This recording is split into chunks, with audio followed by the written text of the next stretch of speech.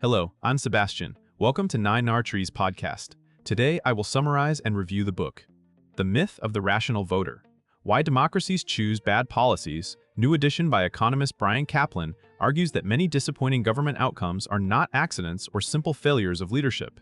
Instead, Caplan contends that democratic systems regularly produce bad policies because voters hold systematically biased beliefs about economics and reward politicians who cater to those beliefs. The book challenges the comforting idea that voters are mostly well-informed and that mistakes cancel out in the aggregate. Drawing on public opinion research and basic economic reasoning, Caplan distinguishes between ignorance and bias, emphasizing that people can be confidently wrong in predictable ways. He explores how these errors shape real policy areas such as trade, immigration, labor markets, and regulation. The new edition updates and expands the discussion while keeping the core message: understanding voter psychology and incentives is essential to understanding modern politics. The result is a provocative, accessible critique of democratic decision-making that invites readers to rethink what drives policy and why reform is so hard. I will give you key takeaways from this book. Firstly, rational irrationality and why voting invites wishful thinking. Caplan centers the book on the idea that many political beliefs are not merely uninformed but biased in systematic directions. Because a single vote has an extremely small chance of changing an election outcome, the personal cost of holding mistaken beliefs about policy is close to zero. In everyday markets, wrong beliefs are punished through higher prices, lower wages, or poor outcomes. In politics, by contrast, people can indulge beliefs that feel good, match identity, or confirm moral narratives without paying much of a penalty. Caplan describes this dynamic as rational irrationality. It can be privately rational to cling to comforting errors when the material consequences are dispersed across millions of people.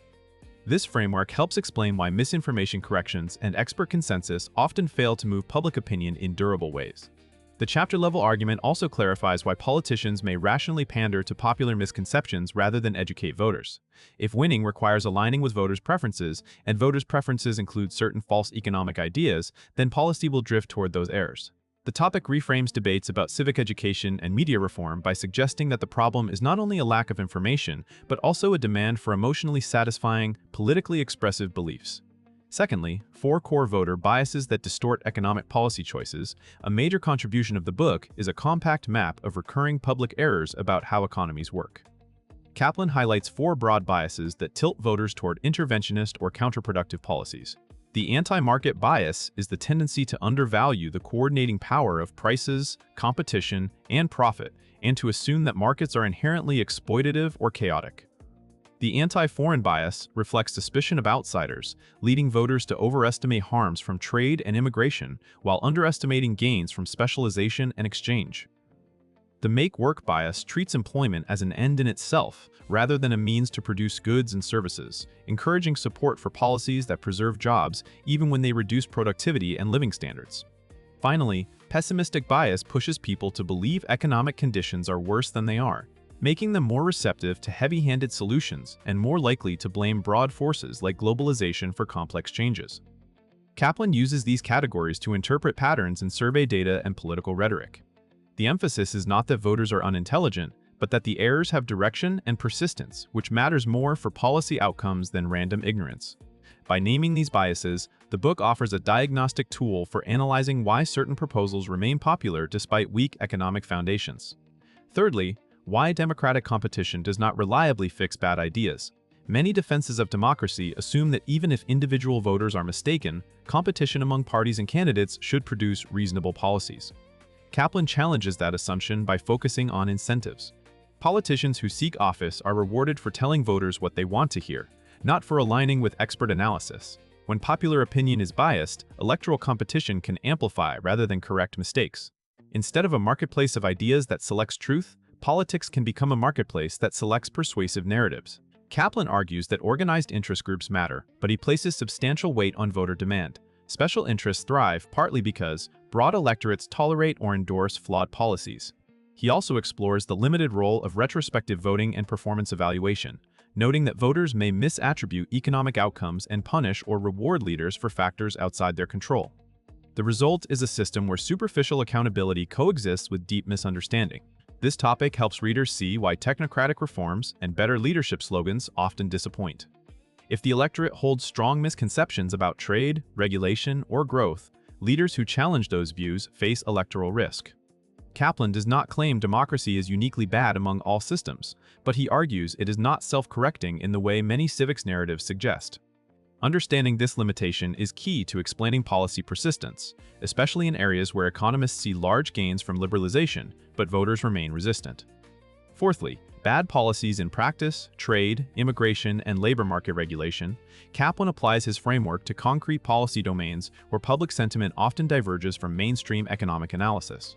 On trade, he argues that voter hostility toward imports and foreign competition reflects anti-foreign and anti-market biases, leading to protectionism that raises consumer prices and invites retaliation. On immigration, he contends that popular fears about jobs, wages, and cultural change frequently overshadow the economic case that migration can expand overall output and create complementary gains. Even when distributional concerns are real, the book suggests that blanket restrictions are often a costly way to address them. In labor markets, make work bias supports policies that prioritize preserving particular jobs or industries rather than improving productivity and adaptability. Caplan also discusses how regulation and price controls can be attractive because they promise simple solutions and visible targets to blame, even when they generate hidden costs or shortages. The aim of these examples is not to provide a comprehensive policy manual, but to show how systematic voter beliefs translate into predictable policy bundles. By linking broad biases to specific choices, the book explains why similar debates recur across decades and countries. Readers are encouraged to scrutinize emotionally appealing claims, ask what incentives drive proposals, and consider unseen trade-offs. The practical value is an analytic lens that can be used on new controversies beyond the book's immediate examples. Lastly, what to do about voter bias, institutional and personal responses. After diagnosing the problem, Caplan explores what responses might reduce the damage from biased mass opinion. One avenue is to limit the scope of decisions made by broad electorates, shifting more outcomes to markets where feedback is tighter and errors are punished. Another is to strengthen institutions that filter popular impulses, such as independent bodies or rules that make sudden policy swings harder. Caplan also considers the role of expertise and whether more weight should be given to informed opinion, while acknowledging tensions with democratic equality. He is skeptical that simply providing more information will transform outcomes if people are motivated to hold comforting beliefs. That skepticism directs attention toward incentive changes rather than purely educational campaigns. At the same time, the book invites personal responsibility.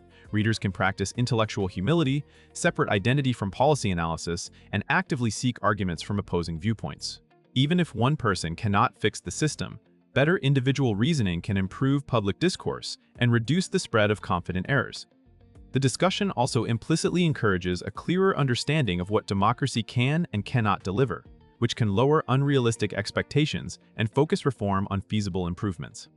This topic matters because it turns a provocative critique into a constructive conversation about trade-offs between responsiveness, competence, and the long-run benefits of policy stability.